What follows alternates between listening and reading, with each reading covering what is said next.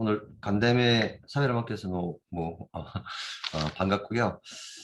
최근에 코로나19 때문에 아무래도 현장에 계신 여러 선생님들께서 너무 힘드실 텐데, 어, 그리고 현장의 의견들이 또, 어, 대면으로 이렇게 좀 서로 마주보고 대화를 하면서 논의가 되었으면 좋았을 텐데, 코로나 때문에 그러지 못한 점 좀 아쉽게 생각하는 부분도 있지만 오늘 지금 들어오신 분들이 되게 많으신 것 같아요. 그래서 이후에 저 토론 시간에 적극적으로 의사를 좀 전달해 주시면 지금 복지부에서도 담당 사무관님이 나와 계시니까 적극적으로 의견 수렴이 가능하지 않을까라는 생각이 듭니다.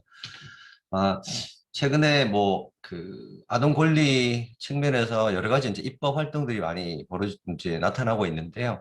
이제 그게 현장에 적용되면서 여러 가지 애로사항들이 발생하는 부분들이 없지 않아 있는 것 같습니다. 뭐 최근에 보호출산제 같은 경우에도 여러 가지 조금 논란이 현재 있는 부분들이 있고요. 그래서 좋은 의도로 아동의 권리를 보장하기 위해서 만든 제도긴 하지만 실제적으로 현장에 적용되면서 나타나는 부분들의 문제가 어떻게 좀 잘 해결할 수 있을지 오늘 논의를 통해서 좀 그런 해결 방안을 좀 찾았으면 좋겠다 이런 말씀을 좀 드리고요.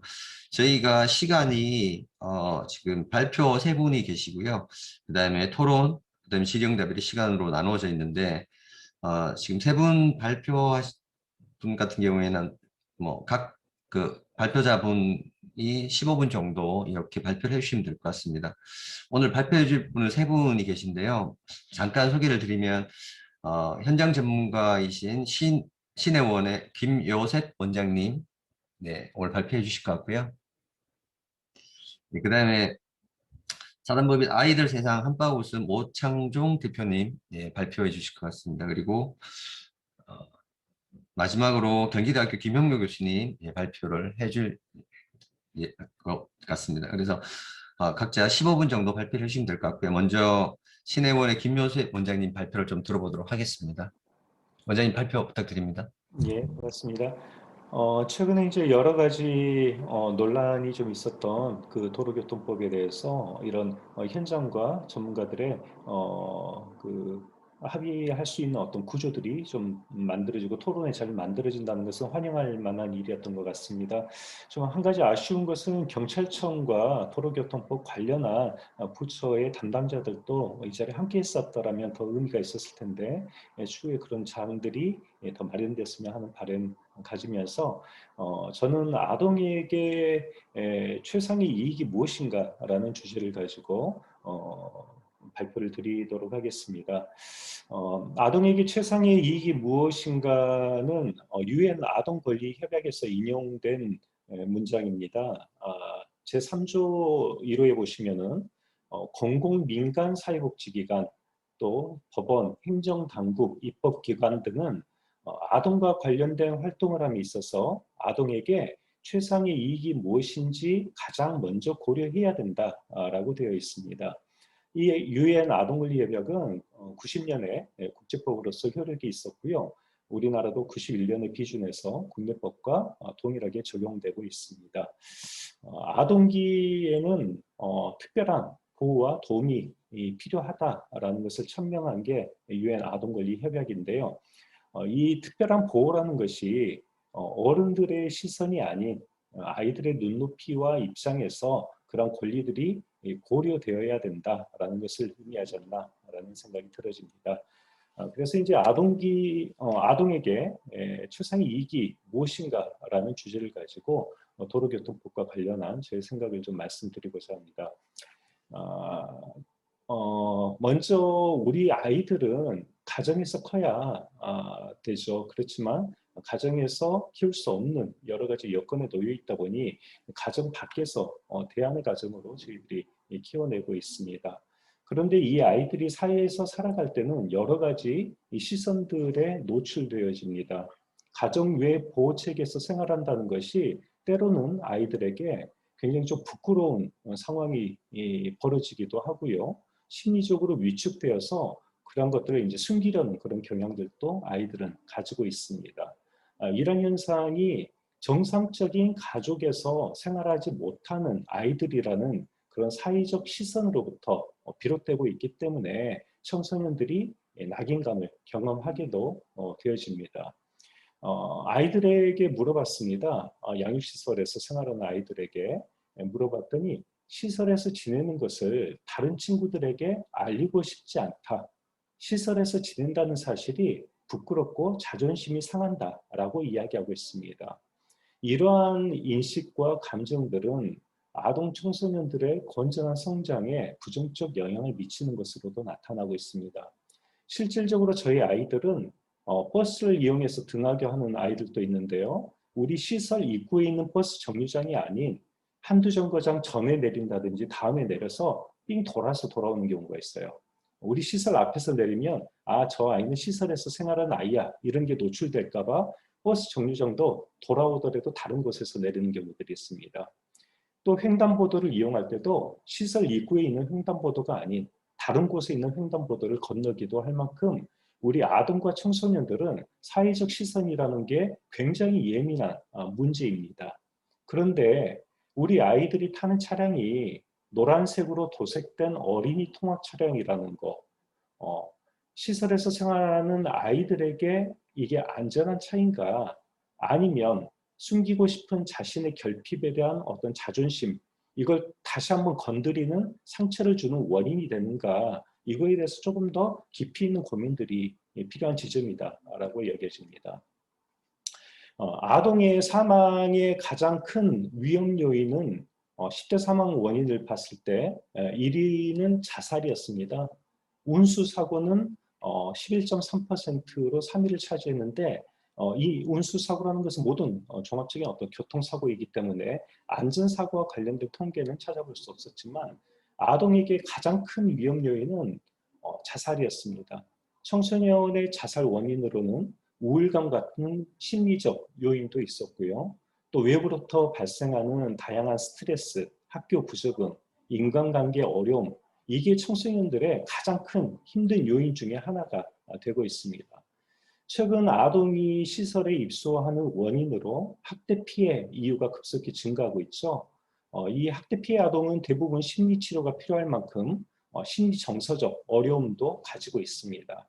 그래서 일부 시설 아동은 자기 신체를 자해한다든지 자살 충동을 호소한다든지 그런 위험성에 노출될 만큼 심리적으로 굉장히 어려움을 가지고 있는 친구들이 있습니다. 그래서 우리 협회에서도 치료재활 사업 등으로 아동들의 심리 정서적 안정을 최우선 과제 중에 하나로 두고 있습니다.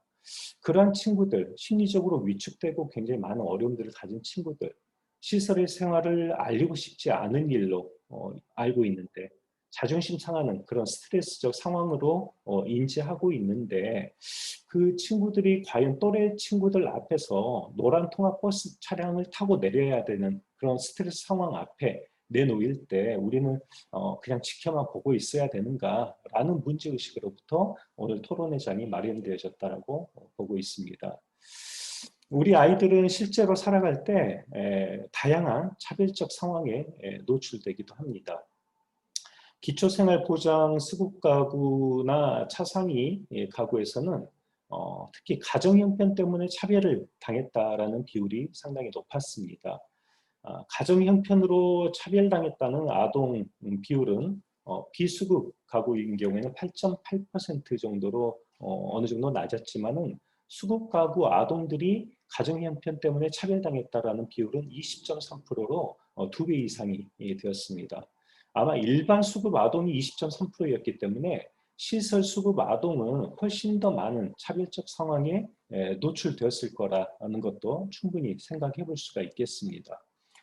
일반 가정에서 생활한다라면 경험하지 않아도 되는 여러 가지 불편한 상황들, 여기 이제 맞닥뜨려야 되는 우리 시설 아동들, 이동권과 관련된 분야에서도 또 다른 차별을 경험하게 되었습니다. 우리 시설에서 사는 아이들, 과연 이제 어린이인가, 아동인가? 라는 부분으로 다시 한번 고민해 봤으면 좋겠습니다. 도로교통법에 따르면은 어린이는 13세 미만의 사람을 어린이라고 이야기를 하죠. 이 어린이를 교육 대상으로 하는 시설에서 어린이 통학 등에 이용되는 자동차를 어린이 통학 차량이라고 이야기를 하고 있습니다. 우리 아동시설에서 생활하는 아이들은 0세부터 18세까지, 연장 보호될 경우에는 25세까지 생활하고 있습니다. 우리 아동복지시설에서 생활하는 아이들의 비율을 살펴봤더니 6세 미만이 23.7%, 초등학생이 29.5%, 중학생 이상이 46.8%입니다. 그래서 어린이 통학 차량 이용 대상자에 해당하는 친구들이 한 절반 정도 되고, 거기에 해당하지 않은 청소년 이상이 한 절반 정도 차지하고 있습니다.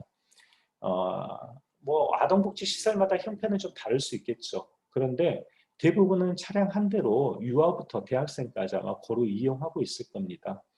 유아들은 평소 어린이집 차량을 통해서 등하원하기 때문에 노란색 어린이 통학 차량에 익숙할 거예요. 그런데 청소년이라든지 대학생, 또 또래 관계를 인식하기 시작하는 초등학생부터는 남들과 다른 상황에 놓인 자신의 상황에 대해서 되게 부끄러운 마음도 가지고 있는데, 다른 친구들 앞에서 어린이 통학 차량에 오르고 내리는 일, 그 자체가 아이들에게는 굉장한 곤욕이 될 수가 있습니다. 그래서 이러한 스트레스 상황과 부정적 심리 요인은 아동에게 차별적 상황으로 인식되고, 또 오히려 아이들의 건강과 안전을 위협하는 원인이 되지도 않을까라는 염려가 앞서고 있습니다. 그래서 제안을 드리고자 합니다. 아동 통학 차량의 안전을 보장하면서도 아이들의 낙인을 피할 수 있는 방법은 없는 건가에 대한 고민을 좀 더 해봤으면 좋겠습니다. 이번 도로교통법의 개정 사유가 어린이 통학버스의 동승에서 어린이의 승하차를 도와주는 보호자, 보호자가 어린이 통학버스 안전교육 이수 의무가 없는 것이 문제였다. 그래서 안전교육을 받아야 된다라는 게 개정 취지였고요. 또 한 가지는 차량 내 어떤 안전조치도 취하지 않고 어린이를 탑승시켜 운행하는 자동차로 인해 어린이 차량 안전사고가 계속되고 있다. 그래서 안전장치를 마련해야 된다라는 것이 두 번째 사유였습니다. 결국은 승하차를 돕는 보호자가 있어야 된다. 안전교육을 받는 보호자가 있어야 된다. 또 차량 내 안전장치가 있어야 된다. 이게 이제 주된 개정 취지라면은, 이러한 안전과 관련된 부분에 있어서 저희가 뭐 이의를 제기할 이유는 없을 것 같습니다.